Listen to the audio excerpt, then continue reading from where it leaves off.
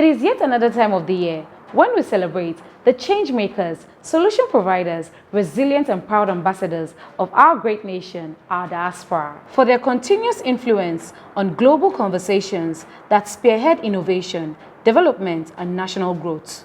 Honorable Abike Dabiri-Erewa, Chairman CEO, Nigerians in Diaspora Commission, speaking on the theme of this year's National Diaspora Day 2025 celebrations at the World Press Conference, Optimizing Formidable Diaspora Potentials for National Development and Growth, stated that it is a national imperative that challenges us to move beyond rhetorics and act with clear purpose in harnessing the full value of the over 20 million diaspora community.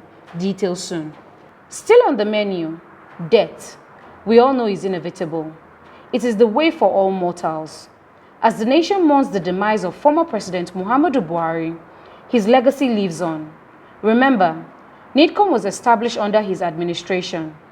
Let's take a listen to inspiring moments with President Buhari from NIDCOM boss. Stick around for details. Also on the menu is an inspiring interview with Favor Nwosu, the president of Nigerian Women Community in Diaspora, Brazil, as she speaks with the NIDCOM boss, Honorable Abike Dabiri-Erewa, on their inauguration and what the association stands for.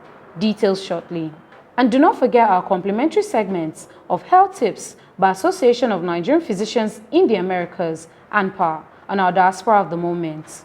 This is your favorite show, The Diaspora. I'm Juliana Vincent Yakubu, your uncle. Please stay.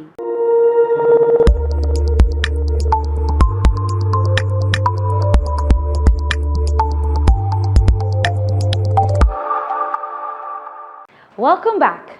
Now, Honorable Abike Dabiri-Erewa, Chairman CEO NIDCOM, speaking at the NDD 2025 World Press Conference, emphasized that though diasporas are among Nigeria's greatest exports, they still remain one of the most underutilized assets for national development. Take a listen. This year, the theme is optimizing formidable diaspora potentials for national development and growth. This theme is more than a conversation starter. It is a national imperative. It challenges us to move beyond rhetorics and act with clear purpose in harnessing the full value of our over 20 million diaspora community globally. As you know, NIDCOM has set up a data portal map. It is growing slowly, but the idea is that let's know where you are, what you're doing, so it's growing gradually. Over the years, Nigerians in the diaspora have proven themselves as resilient change makers, solution providers, and proud ambassadors of our great nation, Nigeria. From medicine to education, to technology, to tourism, to business, to Medicare, to governance, our diaspora continues to influence global conversations and spearhead inspirational innovation, development, and growth the world over. Undeniably, they are among Nigeria's greatest exports. Nobody can deny that. Yet, they remain one of our most underutilized assets for national development. In 2024 alone, remittance from Nigerians abroad, as of course went over $20 billion. And that, of course, is huge. Surpassing foreign direct investment. Beyond these figures, our brothers and sisters in the diaspora are investing back home. You see them investing in Medicare, technology, the food business, ICT, and all that. And we're proud of what they've been doing in the last 5-6 years of our existence as an organization. Now, looking back, we have made tangible progress in deepening diaspora engagements. For instance, we now have our diaspora focal point officers in all the states of the Federation, and they're all engaging with the diaspora at the state level, and we encourage decentralization of diaspora engagement. Diaspora Nigerians are now more actively involved in areas like policy, housing, health education, and mentorship. With initiatives such as the Diaspora Day, the Diaspora Policy, the Diaspora Investment Summit, the diaspora data mapping, diaspora housing, and a lot more programs that we have introduced. This year's celebration is both a renewed commitment and an elevated platform. It is about moving beyond sentiments and statistics to sustainable frameworks. It is about building a Nigeria where our diaspora community is seen, heard, and harnessed, and celebrated, not just celebrated occasionally, but all the time.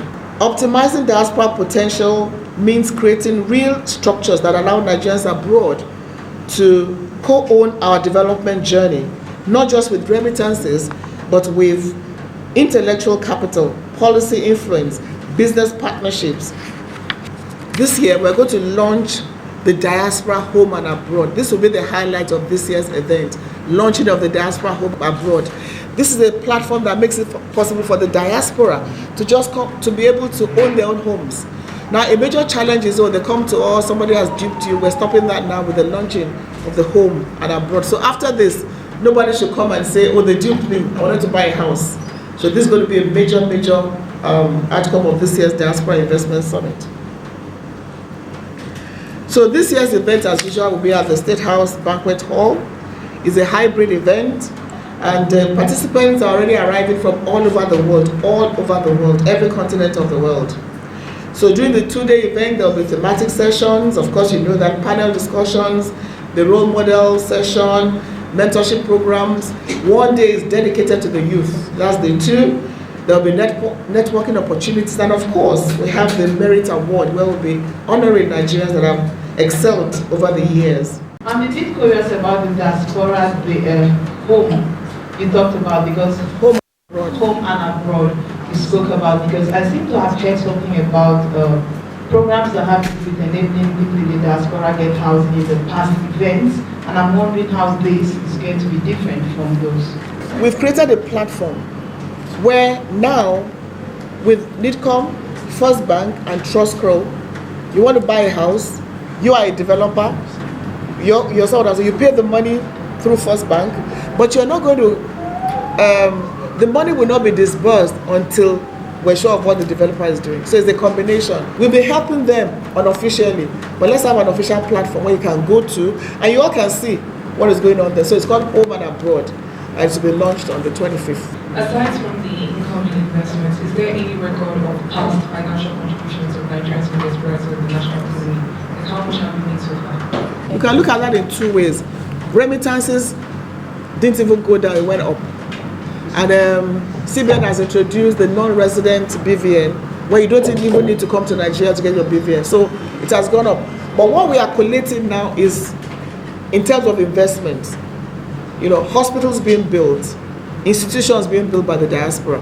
I know of just one who is setting up a business, as I speak with you. So as I speak with you, like I said, they are in Nasarawa. It's about businesses, opportunities, what they are doing. So it's more of encouraging them to invest back home. And that will be a collation that you'll get at the Diaspora Investment Summit, which is also November this year. I think that I remember that I attended this conference last year. It's just ringing in my head. I think one of the things that was spoke about was diaspora. When the people mentioned about diaspora voting, I know that. Diaspora voting. Yes, I remember that there was the same one. So I wanted to follow up. Is there an improvement on that engagement for them to have that? It's left to the National Assembly. So let's see what happens with the public hearing. We'll be there at the public hearings to make our contributions, and I've encouraged the diaspora to make sure they do come and engage in the public hearing. So let's hear from the National Assembly whether it's going to happen or not. So it's actually not left to them, not to INEC, but to the National Assembly. Amend the Constitution to make it possible. The program is into 3 segments. The National Diaspora Day, which is coming up on the 25th. The second segment is the NIDCOM Youth Empowerment Summit, just like Madam has mentioned. It's coming up by 9 a.m. on Saturday. It's a knowledge-based empowerment for Nigerian youth and students. We have invited about 14 institutions from across everywhere within Abuja, including secondary school. And the focus of this youth empowerment is on STEM. science, technology, engineering, and mathematics, and national development. It's going to be a very wonderful experience. On that same day, the grand finale is the National Diaspora Merit Award. On that Saturday, we start at 5 p.m., but everybody is expected to be seated by 4 p.m. Over 800 guests are expected, 500 youth guests for the Youth Empowerment Summit, and we are expecting about, in total, about 1,200 people for the entire program. Let's take a short break. The Diaspora continues shortly. Nigerians in Diaspora Commission NIDCOM, under the ingenious leadership of the host and CEO of NIDCOM, Honorable Dr. Abike Dabiri Erewa, OON. My brothers and sisters in the diaspora, I'm excited to invite you once more to the annual National Diaspora Day, taking place in Abuja, July 25th to 26th, 2025. We'll be having deep conversations about how we can optimize diaspora resources for national development. It's going to be 2 days of fun, 2 days of deep conversations, and 2 days of celebrating the best of us as Nigerians anywhere in the world. We also have a full day for the youth. That's the youth segment of the program. We'll also be honoring Nigerians in the diaspora that are excelling abroad, but also doing many great things back home. So let's celebrate. Join us, National Diaspora Day, July 25th and 26th in Abuja. Here are the registration details. It is hybrid, both physical and virtual. Look forward to seeing you all. You don't want to miss this. For participation, register at www.nidcom.gov.ng/diaspora day or visit www.nidcom.gov.ng. Yes, it is true that President Buhari is gone. One thing you cannot take out from him is a sense of humor. Take a listen to his answer to a question during a town hall meeting in Poland. As we continue to mourn our late President Muhammadu Buhari, one part of him that many probably never knew was a sense of humor. Here we were in Poland at the presidential town hall engagement, and the rumors had been right that he had been cloned, he was dead. Somebody in the crowd asked him, "Indeed, Mr. President, have you been cloned? Are you dead? Are you Jibril of Sudan?" Here his response. Yes, one important question. I seem to forget about it because the answers of that question must be ignorant and irreligious. Somebody assumes that I am cloned. No wonder I forgot it until I was reminded. Yes, a lot of people hoped that I was dead. And hoped I died. And poor Vice President, I answered some people have started, in fact, asking for his office whether he should consider them for being the Vice President because I was dead. They must have embarrassed him a lot because he visited me when I was London convalescent. But it's really me, I assure you.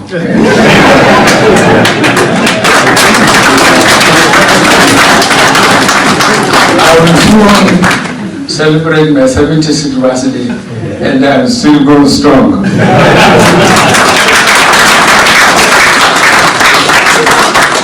I only get harassed by my grandchildren, they are getting too many.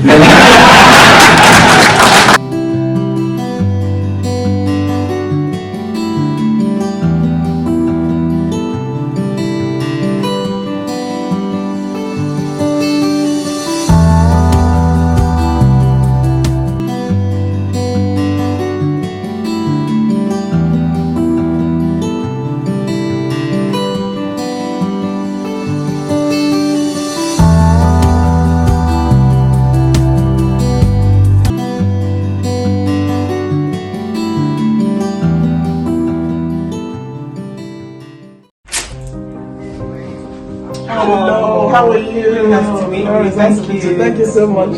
Thank you. Congratulations. I wish you all the very best. We're proud of you and we pray for you. Wish you a parallel success. Amen. I'm very much looking forward to working with the Nigerians in diaspora, making our contribution known and felt, and looking at building on our relationship. Thank you so much. And of course, increasing trade between Nigeria and UK, which is your portfolio. Really vital. I wish you all the very best. Thank you.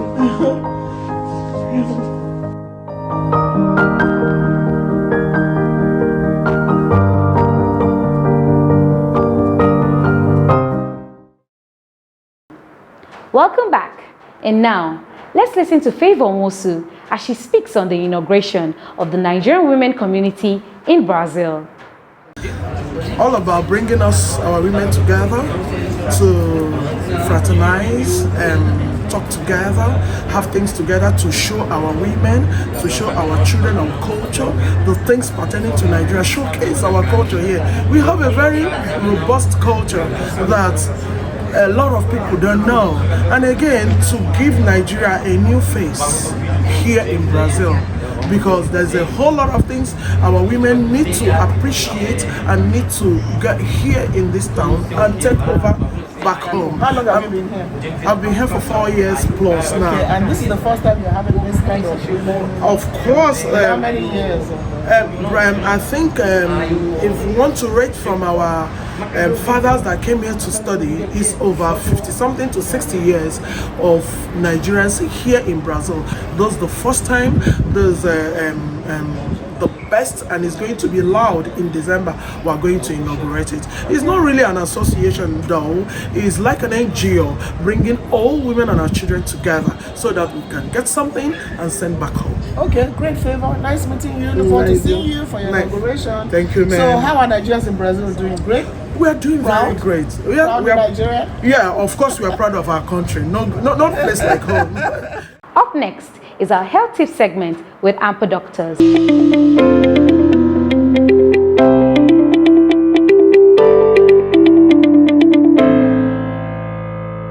Telemedicine, as you know, has been out for a while now, made more popular during COVID.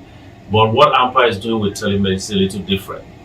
Whereas we have a lot of apps that are episodic in nature, you call when you have a cold, you see someone, but you don't see the same doctor, there's no management of any chronic disease. Amper brings to the fore a new program of continuity of care. Let's remind ourselves of certain facts. We do know that the life expectancy in Nigeria is 55 years. We know that among the top 10 contributors to mortality includes chronic diseases like diabetes and hypertension. We also know that the physician to patient ratio in Nigeria is 1 to 10,000 when the WHO recommends 1 to 1,000.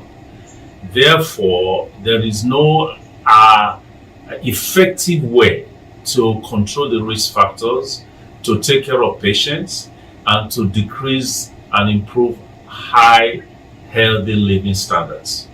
This way Amper comes in with telemedicine. Telemedicine has become one very novel contribution to healthcare delivery in Nigeria. How does it work?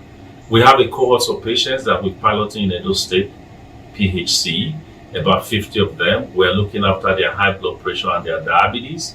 We have shown so far in our pilot study that these numbers improve as we see these patients weekly and give them free medications.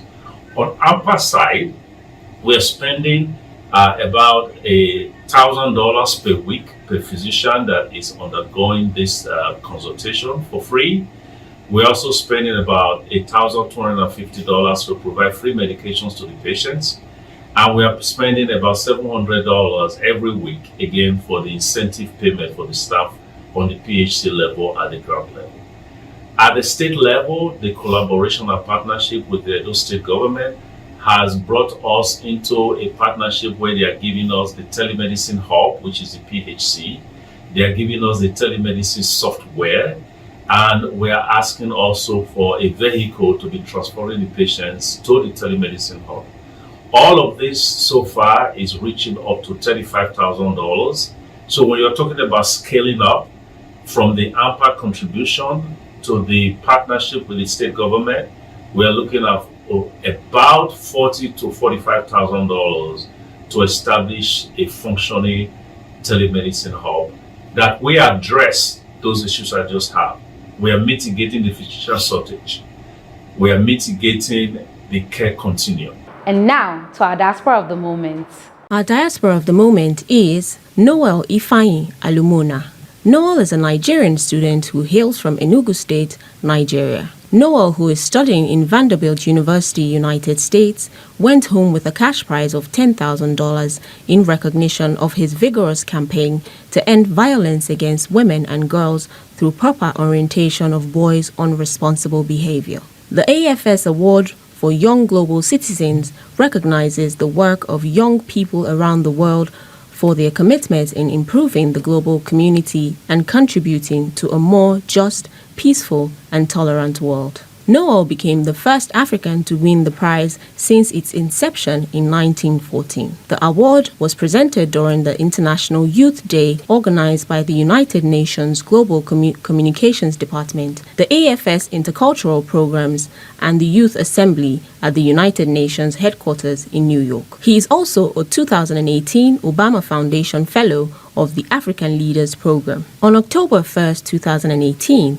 he formed the Boys Champions as a youth-focused group committed to providing safe environment for young boys and training them to become part of the solution to ending societal violence and prejudice against women and girls in Nigerian communities. Noel, who is presently pursuing a graduate degree in special education in the United States, said he has remained passionate about youth development, education, and more specifically on ways to improve access to quality education in underdeserved communities. He is also a recipient of the AFS Award for Young Global Citizens at the United Nations in New York, African Youth Award, Nigerian Goodwill Ambassador Award, Volunteer of the Year Award by Appreciate African Network, Beijing, China. Congratulations, Noel.